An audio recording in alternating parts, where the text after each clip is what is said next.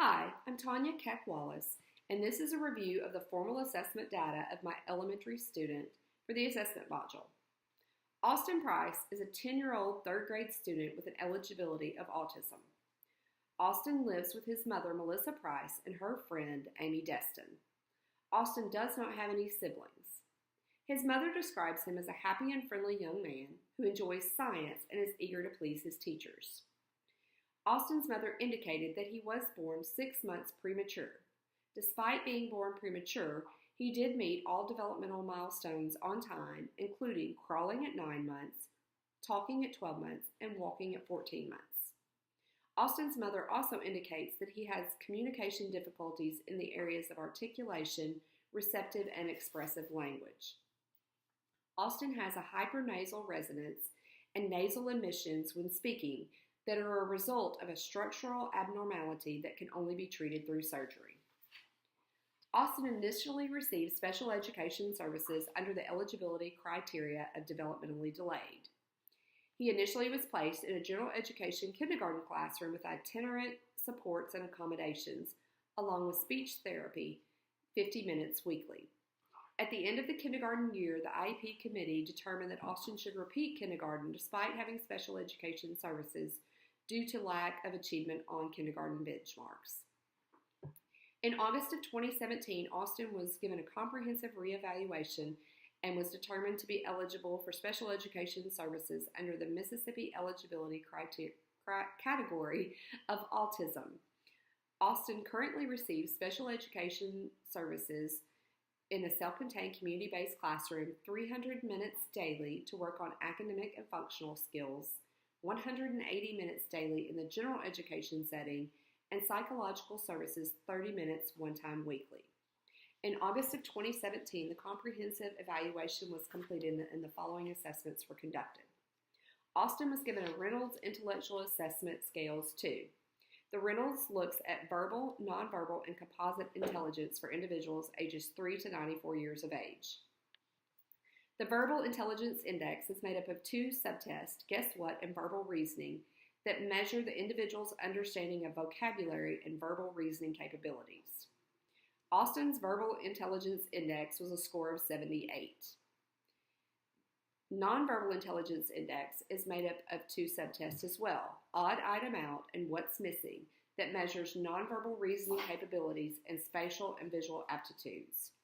On the Nonverbal Intelligence Index, Austin scored a score of 103. Austin's Composite Intelligence Index is 89.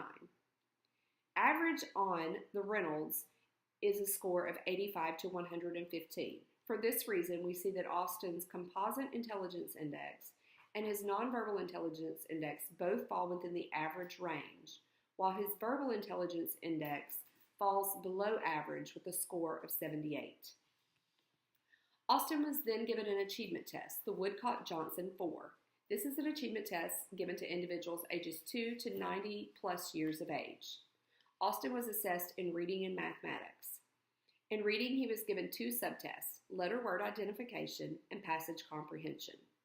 Letter-word identification has the student identify individual letters and read words. Passage comprehension measures the student's understanding of written text. In mathematics, he was also given 2 subtests, calculation and applied problems. Calculation subtests require the student to solve paper and pencil math problems. The applied problems looks at the student's ability to apply simple number concepts and identify the mathematic methods needed to use and carry out the computation. Austin obtained the following scores. Letter-word identification had a standard score of 43, passage comprehension 56, calculation 59, and applied problems 57. 85 to 115 is considered average on these subtests. Therefore, Austin performed in the extremely low range in all subtests as compared to other individuals his same age. When looking at social, behavioral, and emotional assessments, Austin was given the Behavior Assessment System for Children 3, or the BASC-3. The BASC-3 is for individuals ages 2 to 21 and is a rating scale that was completed by Austin's mother and his teacher. Looking at the scores, Clinically significant scores were found in the following areas on the teacher's rating scale: hyperactivity, depression, attention problems, learning problems, withdrawal, atypicality, social skills, leadership, study skills, and functional communication. Both Austin's mother and Austin's teacher rated him in the clinically significant range in the areas of attention problems and atypicality. Austin was also tested using the GARS, or the Gillian Autism Rating Scale 3. The GARS is a behavior checklist for individuals ages 3 to 22. This is a tool that helps to screen for autism spectrum disorders by looking at individuals' behavior characteristics. Scores of 8 to 12 are average for individuals with autism. Austin was given the following subtests: restrictive repetitive behaviors, social interaction, social communication, emotional response, cognitive style, and maladaptive speech. Both his teacher and his parents rated him in these.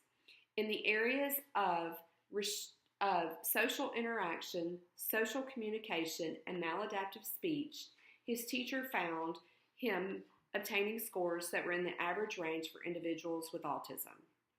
In the areas of emotional response, cognitive style, and maladaptive speech, his parent found him obtaining scores in the average range for individuals with autism. Overall, Austin's teacher gave him an autism index of 92, which falls in the probability range of very likely with a severity level of 2. Results from his parents' assessment also indicated that Austin has an autism index of 71 that falls in the probability range of very likely with a severity level of level 2. We know that looking at the autism range, we're looking for scores between 90 and 110. Austin was also given speech-language assessments. He was given the Goldman-Ferstow Test of Articulation, which is an assessment for individuals ages 2 to 21 years of age. In sounds and words, we were looking at his articulation and looking at substitutions that were made. Austin obtained the following results. He demonstrated two substitutions in initial sounds, 2 substitutions in medial sounds, and 2 substitutions in final sounds. When looking at sounds and sentences, where it looks at basically his articulation skills when producing words in connected speech, we saw that Austin made the same errors in connected speech that he made in the individual words. When we look at stimulatability, Austin's stimulatability was good for most error phenoms. The communications rating scale from this test indicated that the speech sound production use rating scale, Austin's articulation is mildly delayed. He was also given the CEL-5, or the Clinical Evaluation of Language Fundamentals. The CEL-5 is for individuals ages 5 to 21 years of age, and it diagnoses language and communication disorders. He had the following subtests that were administered: word classes, following directions, formulating sentences, recalling sentences, sentence assembly, and semantic relationships. Standard scores, or scaled scores here, should be between 7 and 13. Austin obtained the following scores: word classes 9, following directions 2, formulating sentences 6, recalling sentences 5, sentence assembly 3, and semantic relationships 4. We see that all of these subtests are well below what is considered average compared to other individuals his same age. When looking at the core language score is a measure of his general language abilities. Austin's core language score on the CEL-5 was a 77, with 85 to 115 being within the average range. This was in the low range compared to other individuals his same age. The receptive language index is a measure of the receptive aspects of language, including comprehension and listening. Austin scored a 72 on the receptive language index. When the average score of 85 to 115, 72 is in the very low range when compared to other individuals his same age. Expressive language index was a score of 69. Again, this score falls within the very low range of language functioning. The communication ratings indicated that Austin's language was mildly delayed.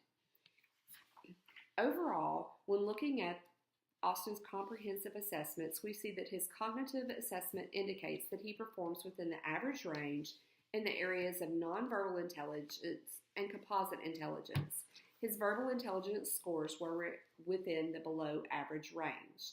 Academically, Austin's reading and math skills are both in the extremely low range.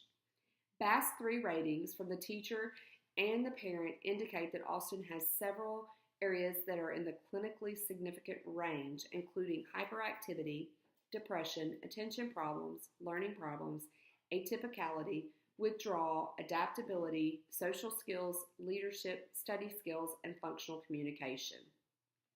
The GARS 3 gave Austin an autism index of 92 from his teacher and 71 from his mother. Both of these scores fall within the very likely range with a severity level of 2. These results indicate that he does have a substantial need for support. Speech-language evaluations revealed that he had 7 speech sound errors at the word level. Teachers did report that his articulation does not appear to negatively impact him in the academic or social settings. Self-5 subtest scores showed that he was well below the average range. He demonstrated the most difficulty in the areas of following directions, sentence assembly, and semantic relationships. Based on the comprehensive reevaluation data from August of 2017, I believe that Austin does meet the eligibility criteria in the area of autism.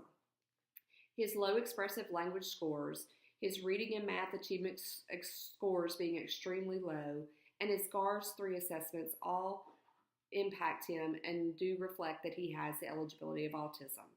Review of his placement options in the self-contained classroom for 300 minutes daily and 180 minutes daily in the general education setting with psychological services 30 minutes one time weekly do seem appropriate based on this assessment data.